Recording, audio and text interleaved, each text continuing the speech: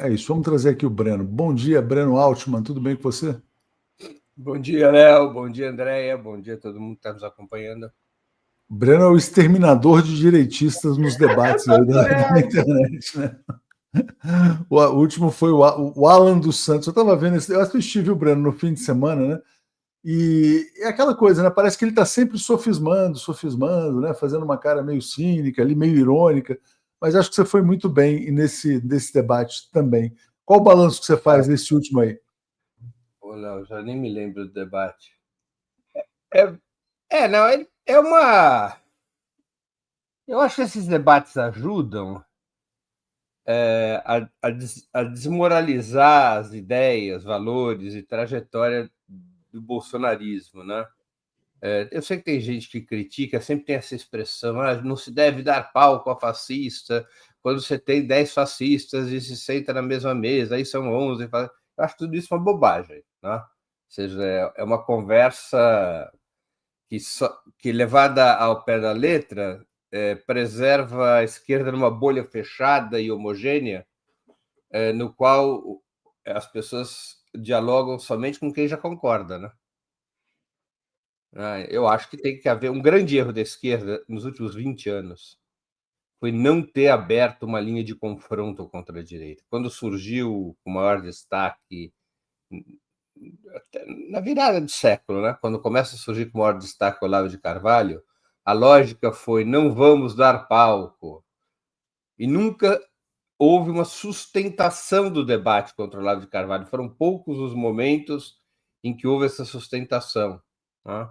Isso é um grave erro. Além do que, a esquerda brasileira está tão moldada hoje através de partidos eleitorais que são poucos os quadros capacitados ou dispostos ao debate público.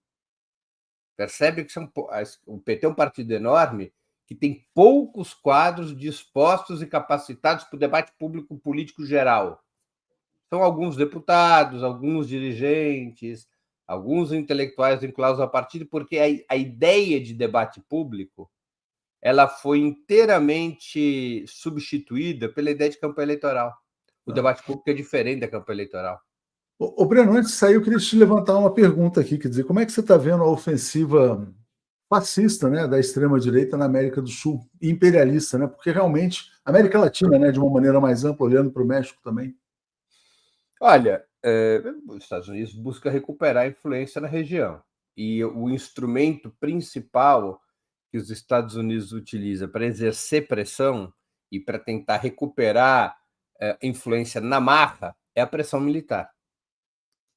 Ele recupera o Donald Trump a velha política do Theodore Roosevelt, do Big Stick, do porrete, né? É o porrete numa mão e uma colher de mel na outra. Né? Ou seja, se você não agir conforme os interesses norte-americanos, o porrete. Se você se dobra ao porrete, ele te dará uma colher de mel. Né? Essa é a intervenção do Trump. Por hora, são instrumentos de guerra psicológica de alta intensidade.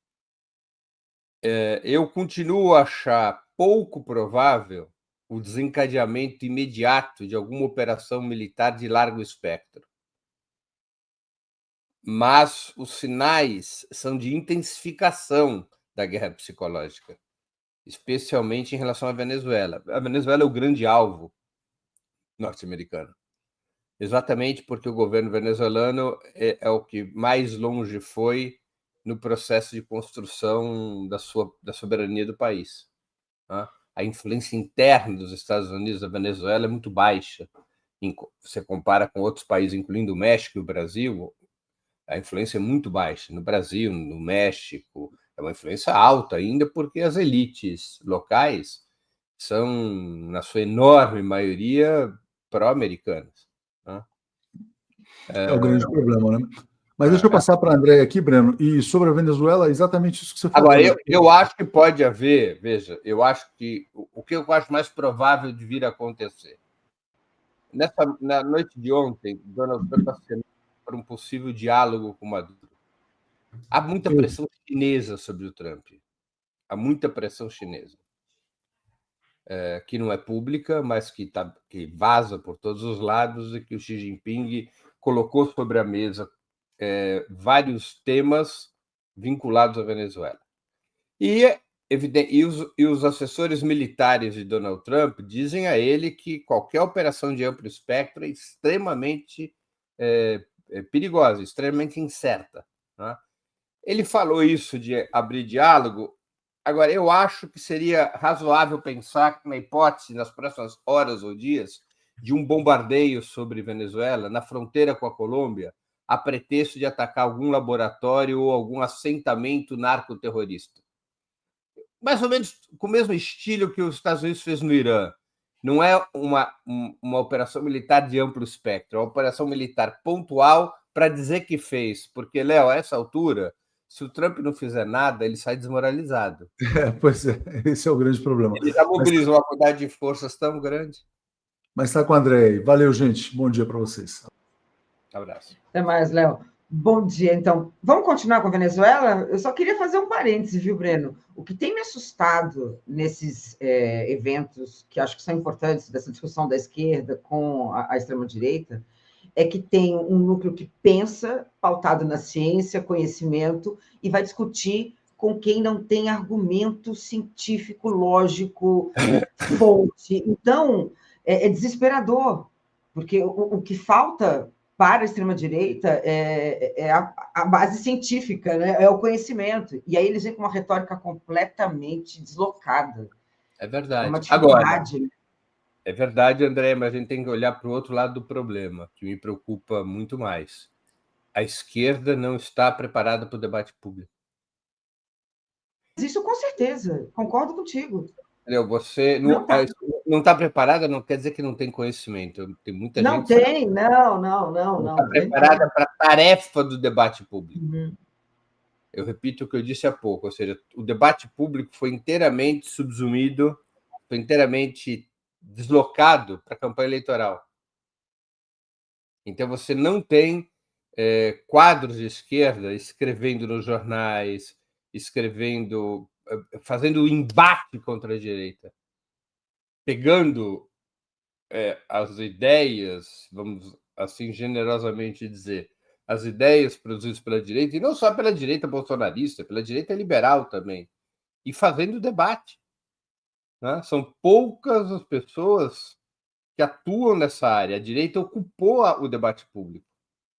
Ocupou o debate público, né? E isso é um problema. Isso é um problema porque, tudo bem, pode até não ter imediatamente efeito eleitoral, às vezes tem, às vezes não, mas a médio prazo você vai construindo uma base de apoio, ou você vai perdendo uma base de apoio quando você se omite do debate público. Veja, o que o Olavo de Carvalho fez ao longo de 20, 25 anos, sendo a figura que ele era, né, permitiu construir, com essas características todas que a gente sabe, que você já citou, mas permitiu a ele construir um exército militante, uma tropa de milhares e milhares de pessoas capazes de reproduzir um conjunto de ideias e de ir para a arena pública disputá-las. Breno, eu estive não me lembro agora em que ano foi, mas foi um ano do auge ali do bolsonarismo, naquela feira de livros da USP. Várias editoras, cheguei na editora que era responsável pelas edições do livro do Olavo de Carvalho. Eu tomei um susto, olha a minha ignorância, né? Da quantidade de livro que ele tinha publicado. E aí eu cheguei, óbvio, perguntei para a menina, tem vendagem? Como que é a vendagem, né, do Olavo de Carvalho? Ela falou assim, olha, é aquilo que a gente tem o maior número de vendagem. Ou seja, na feira de livro da USP, você tinha um grande fluxo de pessoas que iam lá e compravam os livros.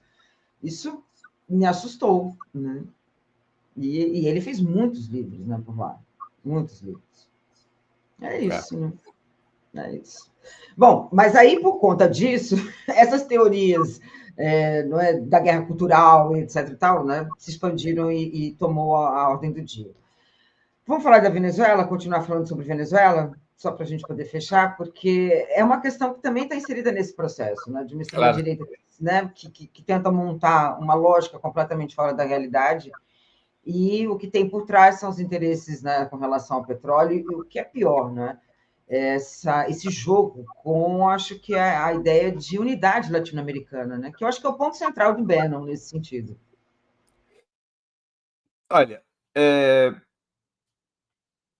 o governo Trump ele busca retomar uma aplicação radicalizada da doutrina Monroe, né?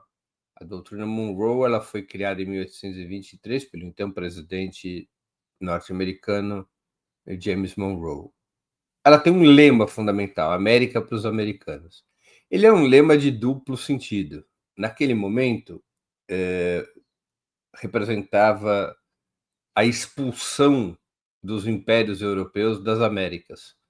Os Estados Unidos queriam que Espanha, Reino Unido, França fossem escorraçados do continente. Os Estados Unidos, os governos norte-americanos foram aliados das lutas independentistas. Não é? Esse era então um sentido da doutrina Monroe. Havia um segundo sentido, que era a hegemonia norte-americana sobre o conjunto das Américas. A América para os americanos do norte. Né?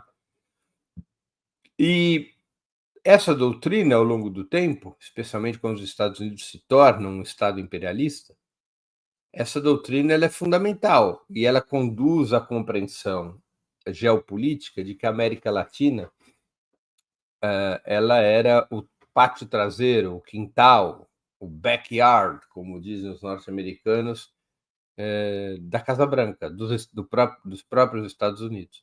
Né? A América Latina deveria funcionar sob hegemonia norte-americana.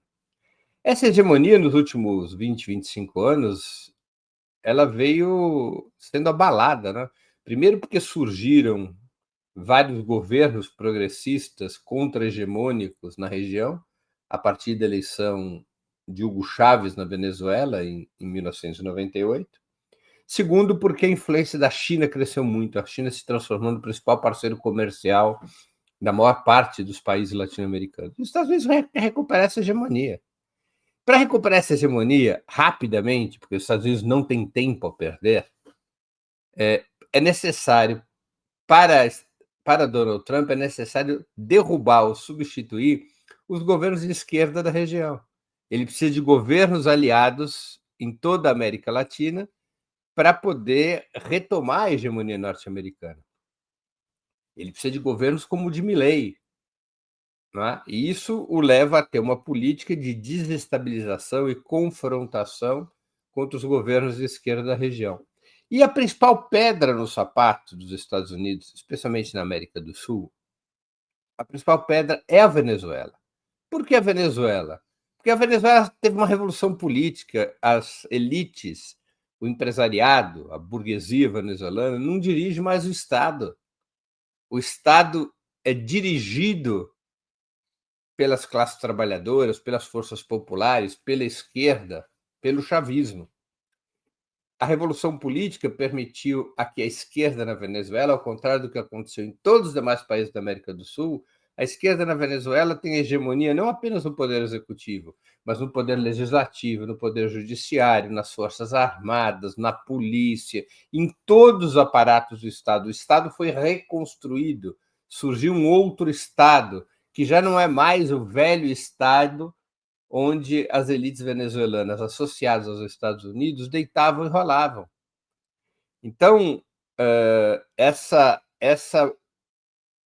esse fato de que na Venezuela houve uma revolução política, de que a burguesia não tem mais o poder de Estado, e um fato que ocorre num país riquíssimo, com enormes reservas de petróleo, de ouro, de gás, de minerais, portanto, um país que pode ajudar outros países a seguirem pelo mesmo caminho, como o fizeram tanto Chávez quanto Maduro.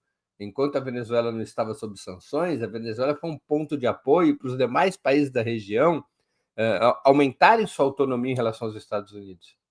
Né? Era aquilo que a imprensa chamava da petrodiplomacia, né?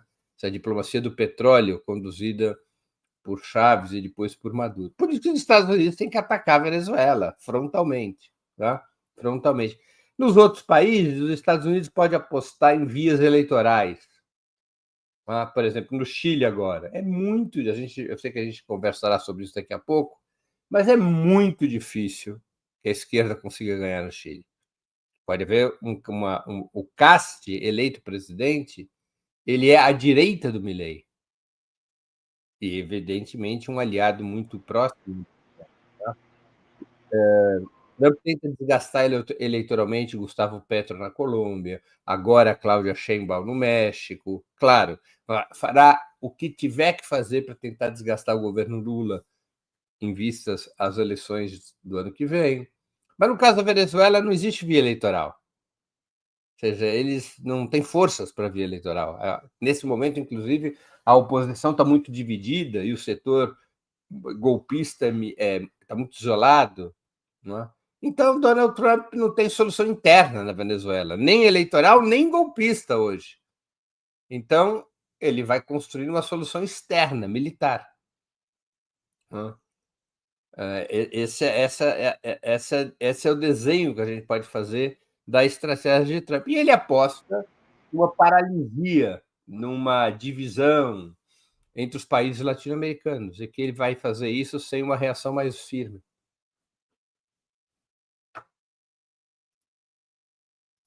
Bora abrir aqui meu microfone. Não, com certeza. E a situação só não é pior porque, infelizmente, a gente ainda tem mais.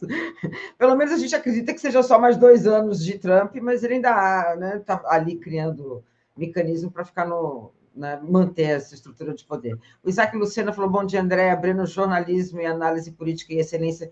Tem aqui mais questões, só uns comentários. Eu queria só fazer um agradecimento aqui do nosso superchat. O DRB. Por linguagem contra-informativa para a esquerda combativa já, para colapsar algoritmos capitalistas, só outra língua, o brasileiro.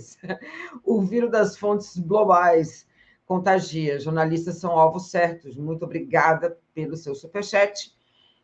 A Lucilena comentou, né, que muitas pessoas compram o Olavo de Carvalho por curiosidade, né, para saber o que ele está falando. E o Soledade concordando com você, Breno Altman, e tem uma questão também, Breno Altman, mas o jornal tem dado abertura para a esquerda? Uma dúvida, né? Tem dado essa abertura? Não é interesse dele, falo dos detentores dessas mídias. Olha, não sei se não daria. Alguns jornais, veja, alguns jornais dão, outros não dão. E é uma questão de buscar espaços, de cavar espaços. Isso aqui não cai de graça. Não é? Isso não cai de graça. Mas não se trata apenas do espaço da mídia hegemônica, da mídia de direita. Mesmo o espaço da mídia de esquerda é pouco utilizado. Basta ver os artigos que são publicados pelos 5, 6 sites mais importantes da esquerda, você raramente vê dirigentes do PT escrevendo. Raramente. Você tem o Walter Pomar, você tem o Zé Dirceu, você tem, às vezes, o Rui Falcão, e acabou. Você não tem dirigentes escrevendo. Você não tem quadros públicos mais vinculados ao PT escrevendo. São raros. Mesmo na mídia de esquerda. Mesmo na mídia de esquerda. Não é apenas a mídia de direita. Por quê? Porque o debate público perdeu importância na estratégia até intuitivamente conduzida pela direção do PT, que é uma estratégia de campanha eleitoral. A campanha eleitoral não se move pelo debate, ela se move pelo discurso. O discurso é diferente do debate. O debate te obriga a discutir ideias e valores e trajetórias. O discurso ele busca criar um clima político-emocional favorável a uma determinada candidatura. São duas coisas diferentes. E as duas têm que ser feitas, evidentemente. Claro que não se pode fazer só o debate público, tem que se fazer a campanha. Mas quando se faz só a campanha, perde-se influência cultural e ideológica.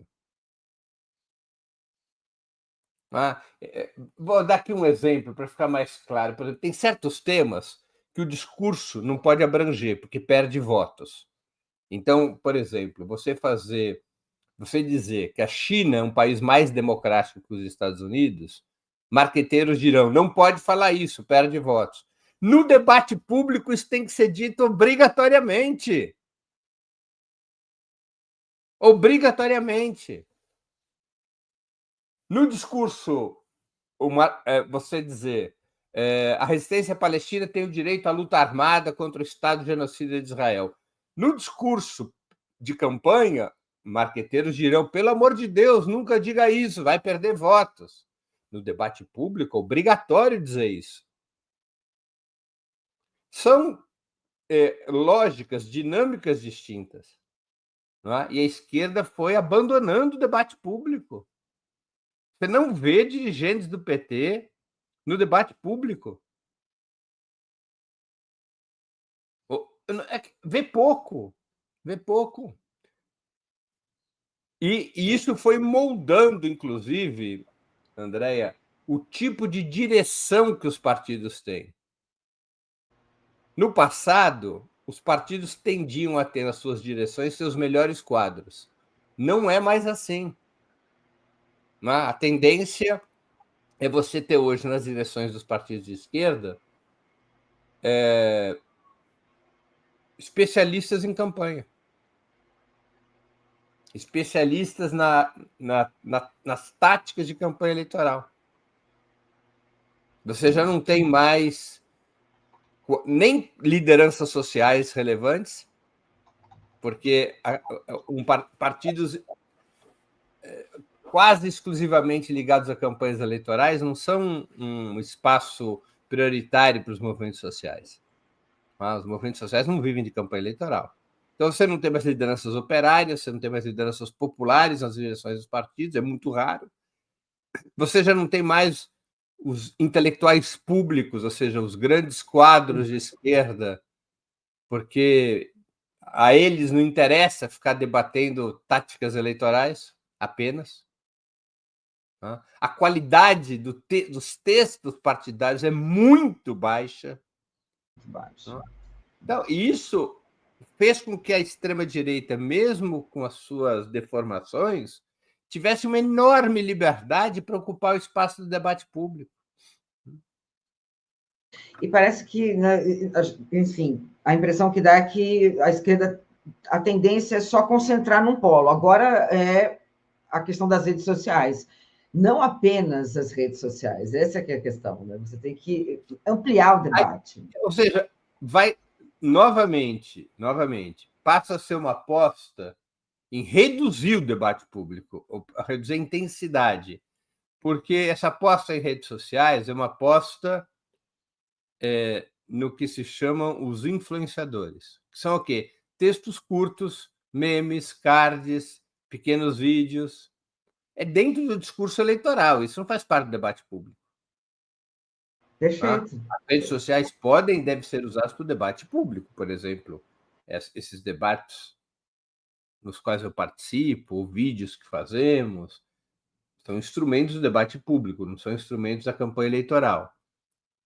As redes sociais podem e devem ser usadas para o debate público, mas a lógica com a qual os partidos tratam não é o debate público, é a campanha eleitoral. Veja, tem que ser feito da campanha eleitoral também. Aliás, talvez seja o mais importante até. Mas se não fizer o debate público, não forma gente, não cria pessoas em condições de reproduzir, de se inserir nos territórios, de convencer outras pessoas. O debate público forma as pessoas. Um discurso eleitoral não forma ninguém. O discurso eleitoral emociona, atrai, conquista o voto. Formar pessoas exige o debate público, o debate de ideias, o debate de valores, o debate das experiências históricas, o debate de trajetórias. É um outro ramo da atividade política, que é muito menosprezado pela esquerda, que usa como muleta essa bobagem, não vamos dar palco a fascista. quando é o inverso, né? Porque as redes sociais dos fascistas são muito maiores que as da esquerda. Quem está dando palco para a esquerda, quando há um debate contra o bolsonarista, quem está dando palco para a esquerda é o bolsonarista. Exato, até porque eles estão ali. Inclusive, teve uma pessoa que colocou aqui no chat e falou assim: gente, a gente tem que acordar mesmo, porque o Brasil Paralelo já está na TV, não é? Você vê ali a forma como eles chegam, né, com aquele canal, que aparentemente parece ser um canal de né, mercado financeiro, enfim. E isso agrega corações e mentes, infelizmente, dentro de um processo também, que a educação também foi colocada, né, dentro de um processo de criminalização também. E aí veio esses outros grupos, e Olavo de Carvalho também faz parte deles nesse processo. Então, eu acho que é importante, sim, esse debate público, e concordo contigo, falta, sim, a gente ampliar. E muito, né, esse tipo de ação. Agora, vamos para a eleição no Chile, porque o negócio é o seguinte, não é, Breno? Vai para segundo turno, nós temos aí uma projeção entre a esquerda, que é a candidata Janete Hara, que né, complementa, né, a coalizão do governo, mas demonstra uma grande polarização, não é? Desde o início da campanha. Agora, o segundo turno vai agora, dia 14 de dezembro. No entanto, apesar dela ter saído com uma margem um pouco maior, a tendência é que as frentes de direita e extrema-direita se unam de alguma forma e possam vir a ganhar a eleição. Né? Olha, o que deu errado no Chile? A Janete Hara, candidata do Partido Comunista, teve o apoio não apenas das forças de esquerda, mas também da Democracia Cristã, do Partido pela Democracia e do Partido Socialista, que em 2021 tinham tido uma candidatura própria. Eles tinham tido uma candidatura própria. O Boric ficou um pouco acima dos 25%, uma votação parecida com a da Janete Hara, mas o centro teve uma candidatura, teve duas candidaturas fortes. Uma candidatura do Parisi, não é? Que disputou agora novamente as eleições, e uma outra candidatura da democracia cristã, apoiada pelo Partido Socialista, né? Que foi a candidatura da Jasna Provost, da Democracia Cristã, que teve 11,8%. Desta vez, a Janete Hara teve o apoio da Democracia Cristã, do Partido Socialista e do Partido pela Democracia desde o primeiro turno. Eles fazem parte, Democracia Cristã, Partido Socialista e PPD, fazem parte da coalizão de Janete Hara, e ela teve o mesmo percentual de Boric. Tá? Parte da votação que então Provost teve em 2021 ficou com Parisi, mas outra parte se deslocou para a extrema-direita. Então, qual é a situação hoje? Se você somar as candidaturas de esquerda, de centro e de direita, o quadro que você tem no Chile é assim: a esquerda já tem um total de 28,71% dos votos. São os 26,85% da Janete Hara, mais 1,20% do Marco Antônio Ominami e mais 0,66% da candidatura do Eduardo Artés, que é candidato de um partido de esquerda pequeno, um partido maoísta. Né? Então, se somar todos eles, 28,71%. O que tem no centro? No centro tem a candidatura do Parisi, ele foi candidato em 2021, Franco Parisi, ele se reapresentou agora em 2025. O Parisi é uma candidatura de centro-direita, ele não é pinochetista, mas é uma candidatura que trafega no mundo liberal, no voto liberal. Então, o Parisi, no centro, ele subiu a votação dele para 19,71%. Né? Ele tinha tido em 2021 a candidatura do Parisi, ela tinha sido bastante, tinha tido uma performance bastante menor do que agora, né? Tinha tido 12,80%, subiu para 19,71%, E você tem também, agora, em 2025, uma outra candidatura que a gente pode classificar como de centro, que é a candidatura do Harold Mayne Nichols, que é um candidato independente que teve 1,26%. Então, o centro tem 20,97%. E a direita tem 3 candidaturas fortes. Né? A candidatura do Casti é a mais que passou para o segundo turno, José Antônio Casti, de extrema-direita, com 23,92%. Você tem a candidatura do Johannes Kaiser, que é um ultraliberal, 13,94%. Você tem a candidatura da Evelyn Matei, da UDI, que é a candidatura da direita tradicional, que no Chile já é extrema-direita, a direita tradicional, que teve 12,46%. Então, a direita somada, Andréa, ela chega a 50,32%. A esquerda tem 28,71% e o centro tem 20,97%. Ou seja, a direita, para poder ser majoritária, claro que não são todos que votaram em Casti repetirão o voto, tá bem? Não necessariamente todos que votaram na candidatura de Matei ou que votaram na candidatura de Kaiser repetirão o voto, mas a tendência é uma repetição para cima dos 90%, porque o Chile é um país muito ideológico, né? E a direita chilena é muito ideológica. Então, basta que a direita seja capaz de conquistar um pedacinho do centro e ela vai ganhar as eleições. Tá? Enquanto isso, a esquerda está numa sinuca de bico. Para ter alguma chance de ganhar a eleição, o pensamento tradicional é o seguinte: tem que fazer um giro ao centro, tem que cativar os eleitores do Paris. Então já se falam em ideias esdrúxulas como a Janet Hara se afastar do Partido Comunista, pedir licença da sua filiação, né, para buscar dirimir aí o fantasma do anticomunismo. Né? Já se começa a pensar 1001 malabarismos para tentar atrair o centro. Se fizerem isso, vão perder as eleições e também a moral. Afunda a esquerda, né? E afunda a esquerda, porque o Boric já está longe de ser um personagem de esquerda, né? Então, é uma situação muito, muito difícil. Eu vou te dizer que, se eu fosse chileno e tivesse alguma participação na coalizão de Hara, a minha sugestão seria: vamos cair atirando. Ou seja, vamos defender o nosso programa, vamos defender nossa história, vamos defender nossas ideias, vamos para os bairros, vamos para as fábricas, vamos para as universidades, vamos criar um movimento o mais forte possível de defesa das ideias e seja o que Deus quiser. Muito bem. Olha, o Luiz Marcos falou o seguinte, que a Janete já disse ser de centro, né? Esses truques eleitorais, é o que a gente estava falando antes, né? O discurso eleitoral, ele é perverso, né? Ele é perverso. Uma candidata do Partido Comunista se dizer de centro já é uma desmoralização. Nenhum candidato da direita se diz de centro no Chile. Nenhum candidato da direita se diz de centro.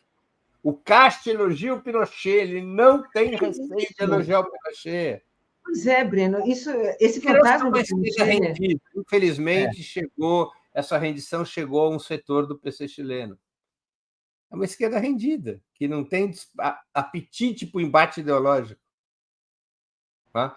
Claro, você teve uma mudança estrutural nessas eleições no Chile, importante, viu, Andréa?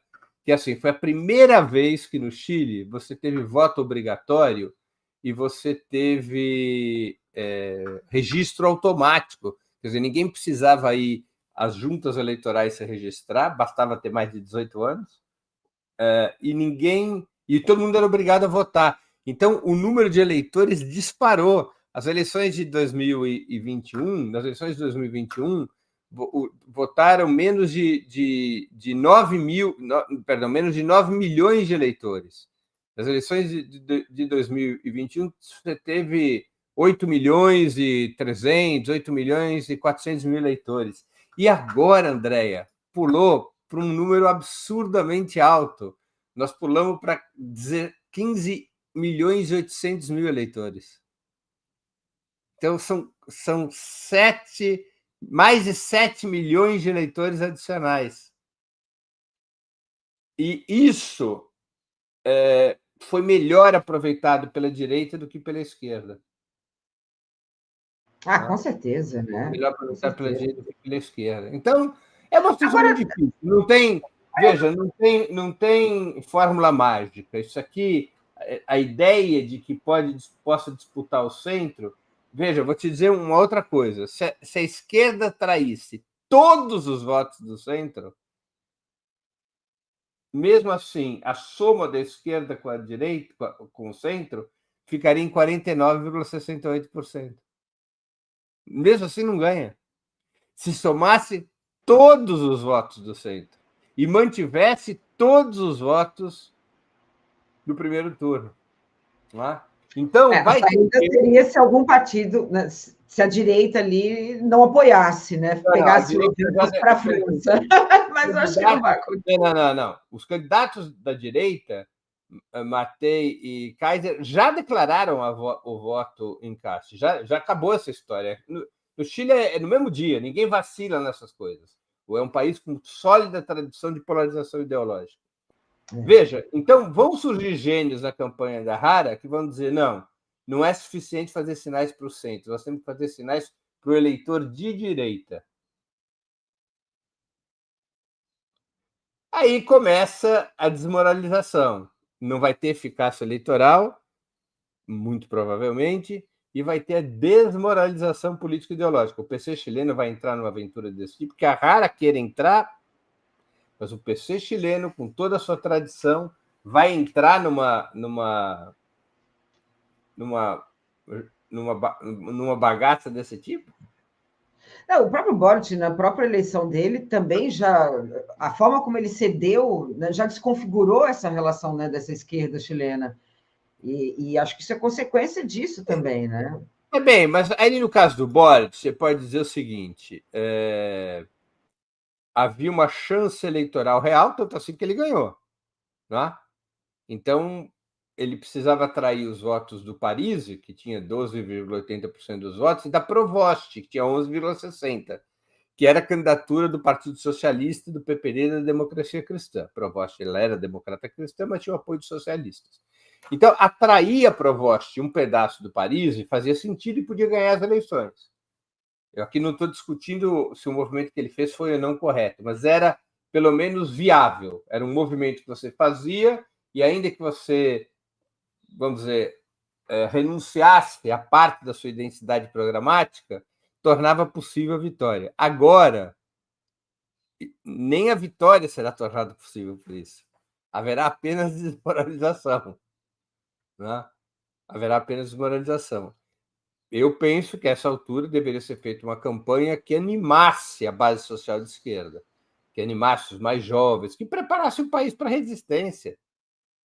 Não precisa dizer que vai perder, nem se deve dizer isso, mas tem que fazer uma campanha antifascista, uma campanha de denúncia, uma campanha que apele para impedir o regresso do pinochetismo, ao invés de ficar fazendo operações mirabolantes como essa da Janet Jara, depois de décadas, dizer: não, eu suspendi minha filiação ao Partido Comunista. Né? Nossa. O sentido eleitoral é zero. Né? Zero. Eu acho que o mais provável é nós termos um resultado eleitoral no Chile, infelizmente, e muito parecido com o de 2021, só que invertido. Ou seja, com o Castro tendo 55% dos votos e a Janet Jara chegando a 45%. Acho que esse é o placar mais provável. Tá? Tomara que eu esteja errado, né? Tomara que você esteja um grande deslocamento do centro e até de um pedaço da direita que vai cair em si. Mas eu ia fazer essa provocação para você, viu, Breno? Há espaço para surpresa ou esse cenário já... Porque eu acho que já está complicado, né? Em eleições, sempre existe espaço para surpresas. Né? Sempre existe. Às vezes acontecem fenômenos que você vai levar anos para entender o que ocorreu. Pode acontecer.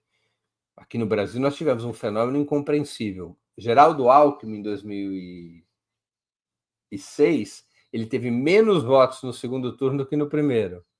Fenômeno totalmente incompreensível. Por que alguém que no primeiro turno vota no candidato, no segundo deixa de votar nele? Né? Então, pode acontecer fenômenos imprevisíveis. Eu não estou aqui dizendo que o jogo está 100% jogado, mas a tendência é essa. Né? Qual é a chance que a esquerda chilena tem? Se ela conseguir mobilizar a sociedade a partir da lógica antipinochetista, ou seja, não deixemos os pinochetistas voltarem. Agora, a agenda no Chile está...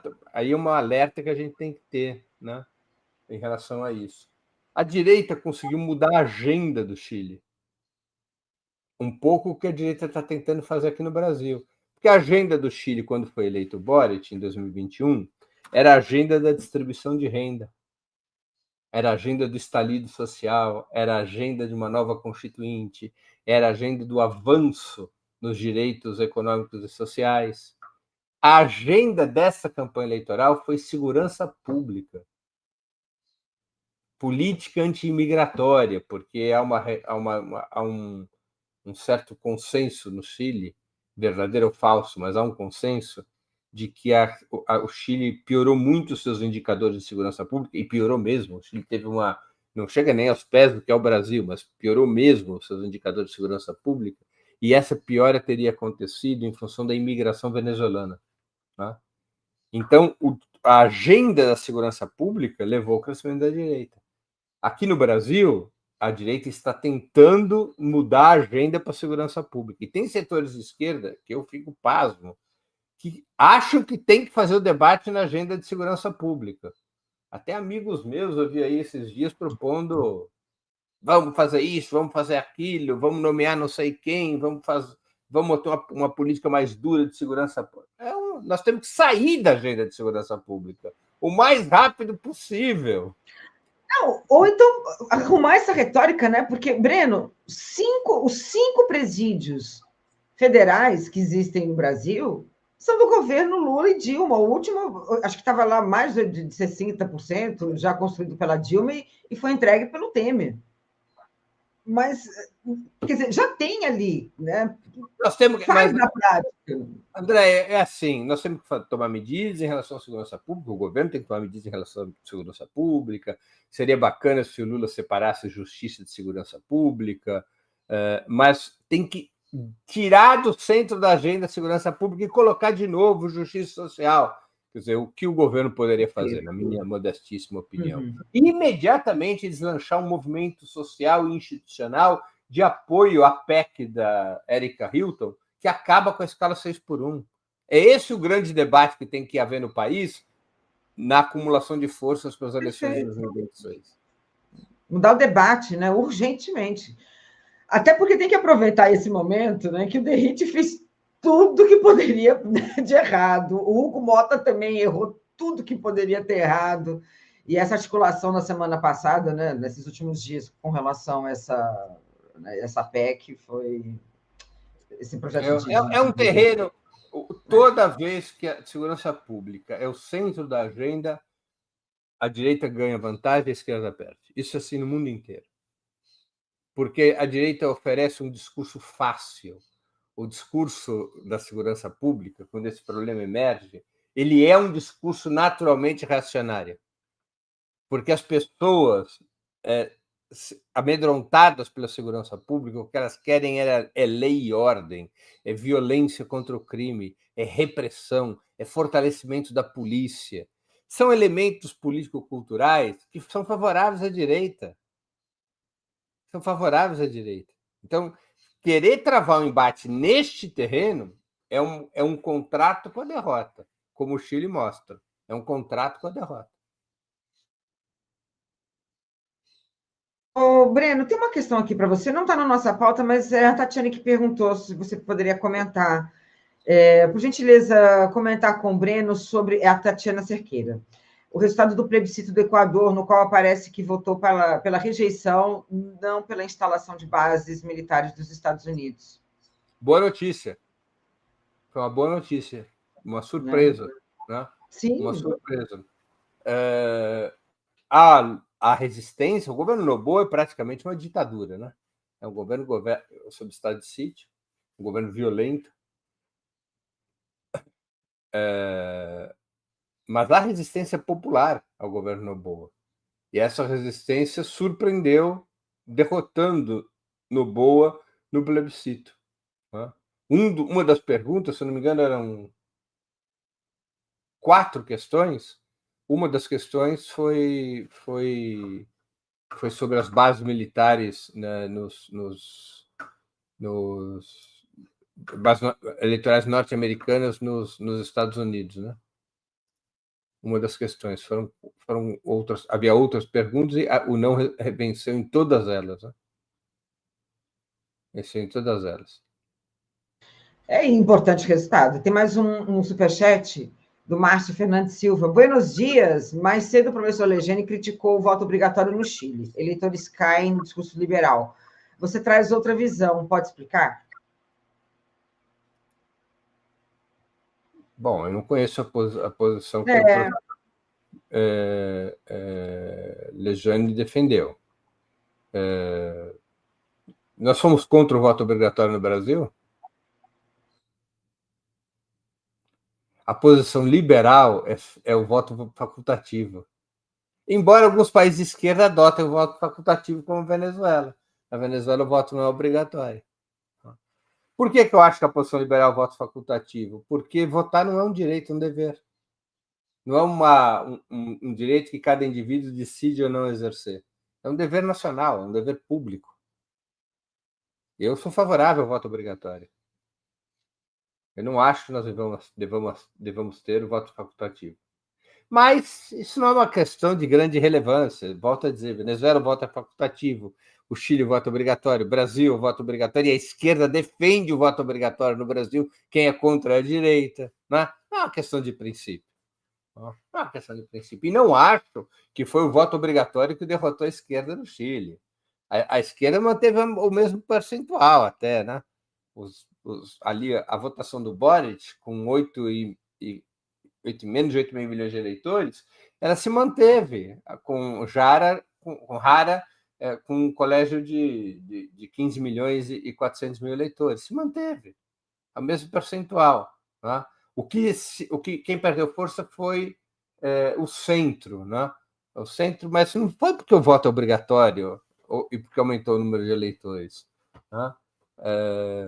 Basicamente porque essa estratégia de frente ampla, a ver que ironia, a estratégia de frente ampla adotada pela esquerda chilena, trazendo para dentro da candidatura de Jara a Democracia Cristã, o PPD e o PS, que são identificados com os governos pós-ditadura no Chile, com os governos da concertação, que foram derrotados por Boric em 2021, né? Trazer para dentro da coalizão de Jara esses partidos não trouxe nenhuma vantagem para a esquerda e esfarelou o centro. Agora não tem centro para apoiar a esquerda no segundo turno. A melhor coisa teria sido dizer para o PS, para o PPD e para a DC, ei, lancem candidatura própria e a gente se entende no segundo turno. O fato de não ter candidatura da DC, do PS e do PPD foi um tremendo erro. Nem sempre ampliar uma coalizão traz votos, às vezes perde votos. Nesse caso, acho que perdeu votos porque o eleitor de centro ficou sem alternativa. Num país que, historicamente, o Chile é um país historicamente baseado em 3 terços. 1/3 de esquerda, 1/3 de centro, 1/3 de direita. O centro ficou com a candidatura do Parisi, que não atendia o centro ideológico, né? Então, esse pode ter sido erro. Mas voto obrigatório não é um problema. A agenda da segurança pública é um problema. O voto obrigatório não é um problema. Perfeito. Para a gente fechar, Breno, vamos trazer um pouco a COP30 essa semana, hoje, né? A última semana da COP30. A imprensa tem feito de tudo para fazer uma crítica à COP30, seja pela forma como a segurança, ou, enfim, como o fracasso econômico, político, que não tem possibilidade nenhuma de alguma coisa mais estrutural, mas de alguma forma, como é que você analisa essa COP? Puxa, André, acho que eu vou te decepcionar. Eu acho que a COP30 não serve para nada. Perfeito. Eu concordo Nem com o João Pedro. Acho que eu concordo com o João Pedro Stedley. É um turismo institucional. É uma boa oportunidade para representantes da ONU e das ONGs e dos movimentos do mundo inteiro irem para um lugar legal, debaterem, fazerem discussões. Não tem uma serventia. Fazer uma meia-culpa, né? É greenwashing para os grupos empresariais.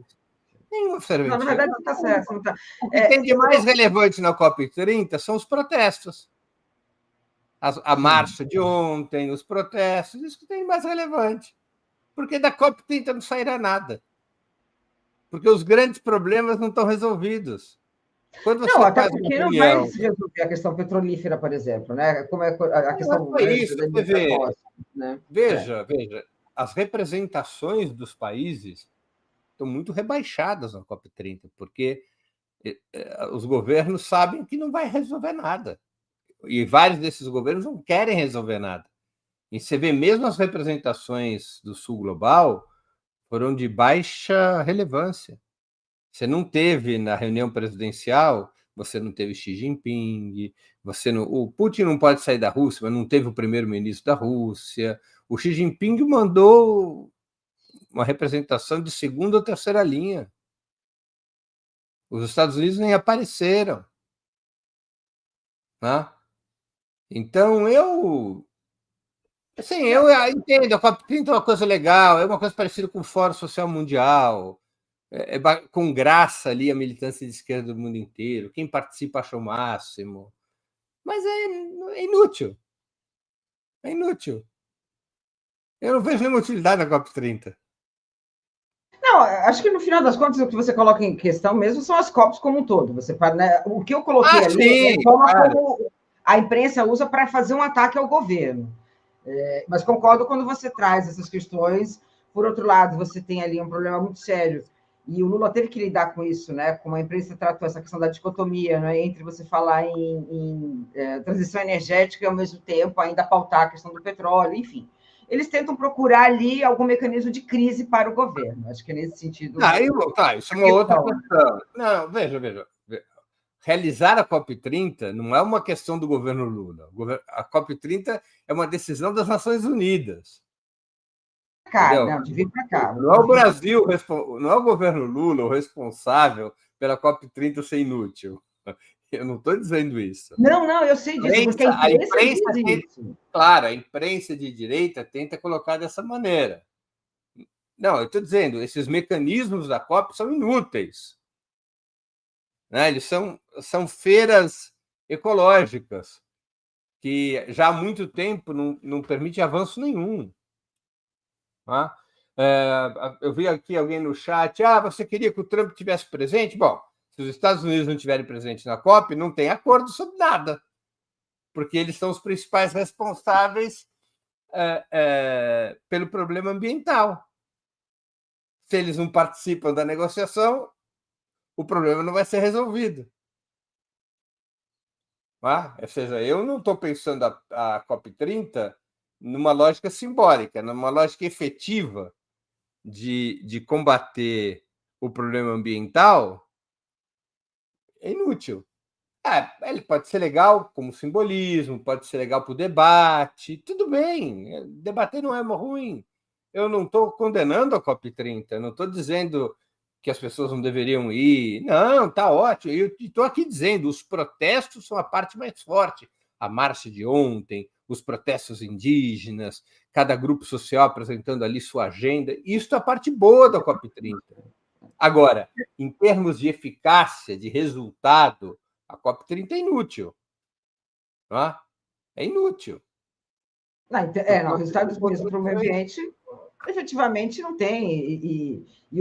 A ideia também, né? Porque o que a gente tem quando você fala dessa política verde, né, do meio ambiente, do capitalismo verde, é sempre manter, não é? Mais uma vez, os países em desenvolvimento nesse processo, né, de olhar para que se, né, de alguma forma, modifique a sua perspectiva energética, mas a gente não, né? A gente está aqui para, de alguma forma, explorá-los.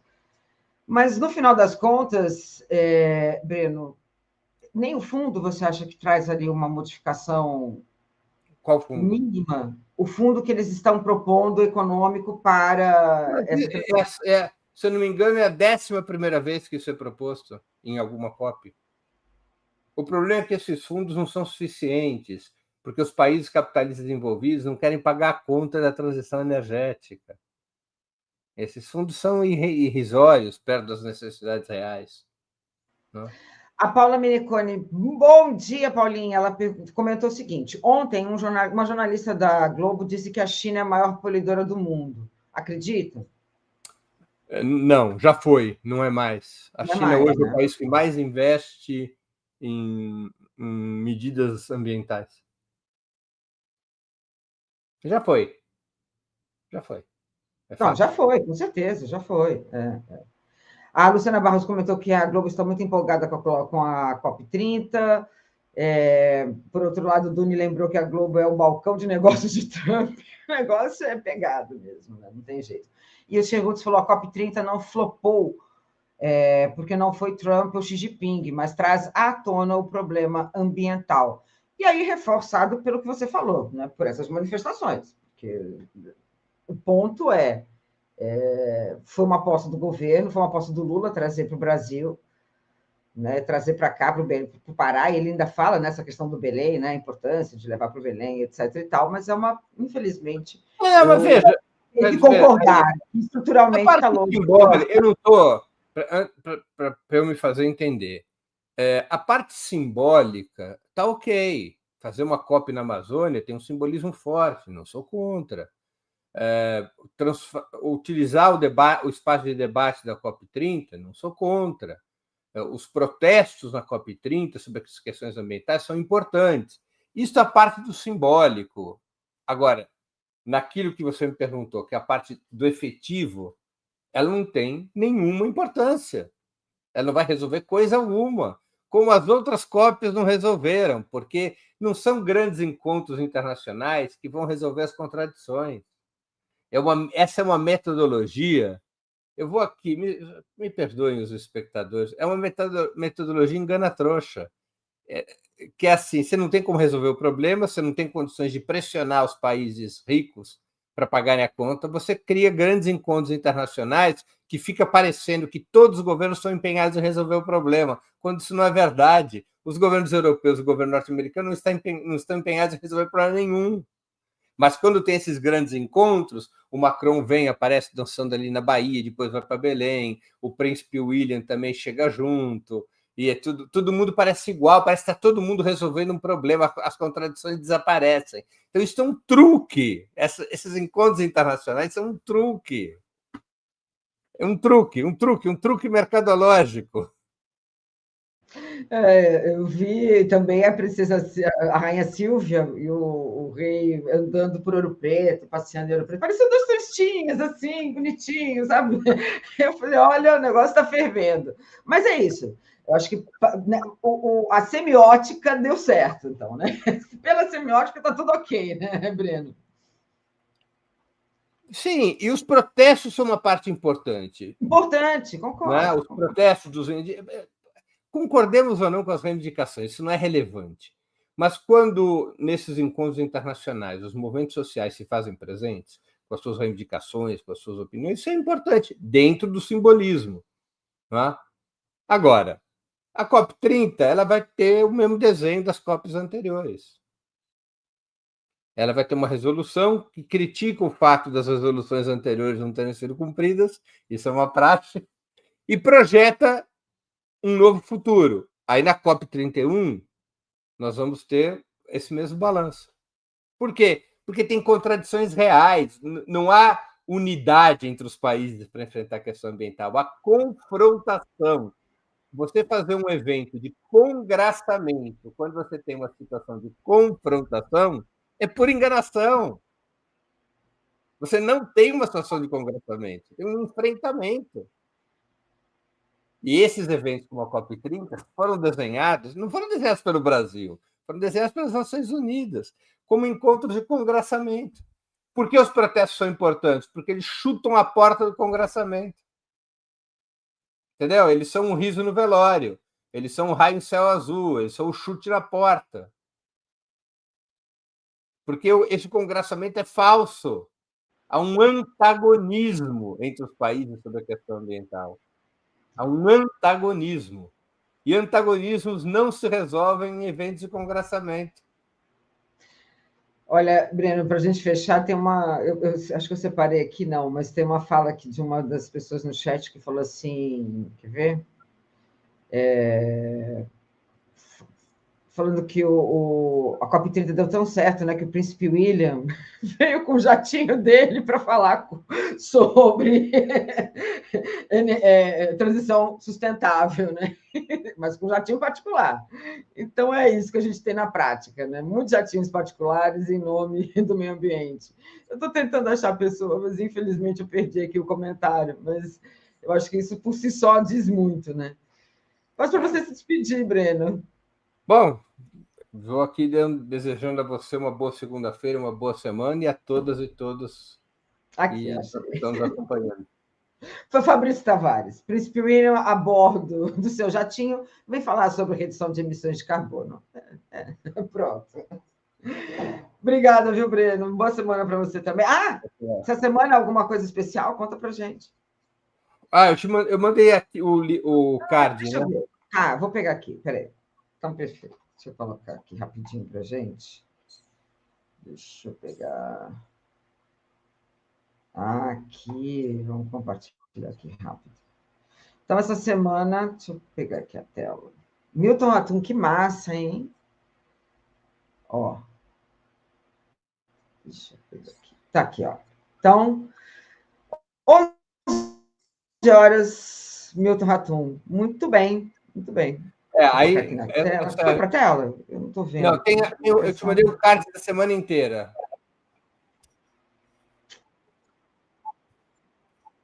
Eu te mandei o card da semana Deixa inteira. Eu pegar aqui. Tem um probleminha aqui na minha internet. Senão eu te mando de novo. Agora sim. Não, tá aqui. Deixa eu vou colocar na tela para vocês. Terminando aqui com a apresentação da semana, pedindo para vocês continuarem com a gente. Deixa eu só colocar aqui. Agora vai. Deixa eu ver aqui. Já está aqui? É isso. Então, bora lá. Hoje, às 11 horas, eu entrevisto o grande escritor amazonense Milton Ratum sobre sua obra, sua trajetória, sobre a questão palestina. Amanhã, às 11 horas da manhã, entrevisto o Frederico Krepp. Frederico Krepp, ele é um trabalhista, militante do PDT, e busca construir ou reconstruir uma alternativa trabalhista no país. Ele vai nos contar sobre isso. Na quarta-feira, eu entrevisto a Francesca Albanese, que é a relatora das Nações Unidas para os territórios palestinos ocupados, figura importantíssima aí no debate, na denúncia do genocídio palestino. Na quinta, eu entrevisto o Miguel Nicoleles, grande cientista. E na sexta, as entrevistas de Dirceu, ex-ministro da Casa Civil. Todas as entrevistas são às 11 horas da manhã. As entrevistas de quinta e sexta, elas vão ser nos estúdios que o Opera Mundi está inaugurando, né? A gente está ainda em fase de teste, mas algumas entrevistas já são em estúdio. No ano que vem, todas as entrevistas, ou praticamente todas, serão... A norma será ter as entrevistas em estúdio. Perfeito. Inclusive, teve mais cedo um comentário falando sobre o seu estúdio, dando parabéns. Então, muito obrigada. Boa semana, Breno. Até mais. Obrigado, André, a todos e todas.